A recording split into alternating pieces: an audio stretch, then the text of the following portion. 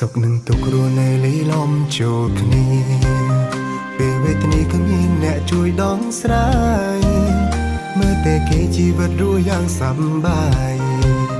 ខ្ញុំខ្វល់ខ្វាយស្អិតទ្រង់ជាងគេធ្វើនេះកុំធ្វើនោះក៏បាំងរាជ័យតើមានអ្វីត្រូវទីពឹងដែរទេខ្ញុំចង់ល្អខ្ញុំចង់ជោគជ័យដូចគេចង់កែប្រែកែជោគវាសនា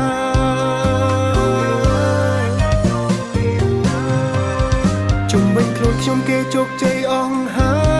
យចំណុចឡែកខ្ញុំនៅវង្វេងដល់ណាអាយុច្រើនមិនទាន់មានអ្វីផ្លែផ្កាដូចគេទេចង់បានអ្វីក៏មិនបានដូចបងណងបានត្រឹមតែបងមិនអាចបានក្បែរហេតុអ្វីជីវិតខ្ញុំមកភពជាងគេទៅមុខមិនរួ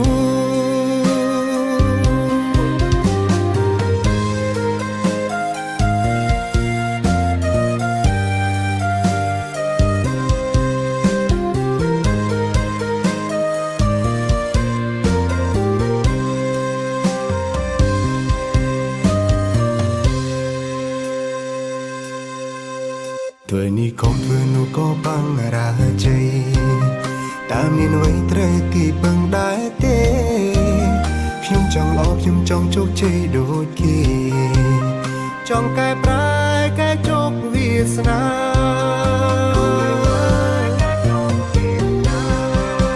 ជុំវិញខ្លួនខ្ញុំគេជោគជ័យអស់ហើយចំណុចឡែកខ្ញុំនៅវង្វេងដល់ណាអាយុច្រើនមិនទាន់មានអ្វីផ្លែផ្កាដូចគេទេចង់បានអ្វីក៏មិនបានដូចបងណងបានត្រឹមតែបងមិនអាចបានក្បែរហេតុអ្វីជីវិតខ្ញុំមកភពជាងគេទៅមុខមិនរួជុំវិញខ្លួនខ្ញុំគេជោគជ័យអស់ហើយ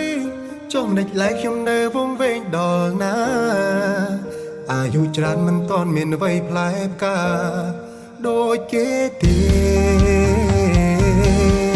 ចង់បានអ្វីក៏មិនបានដូចបងណងបានត្រឹមតែបងមិនអាចបានក្បែរហេតុអ្វីជីវិតខ្ញុំមកភពជាងគេទៅមុខមិនរួទោះបីខំប្រឹងប្រែងយ៉ាងណាក៏ទៅមុខមិនរួ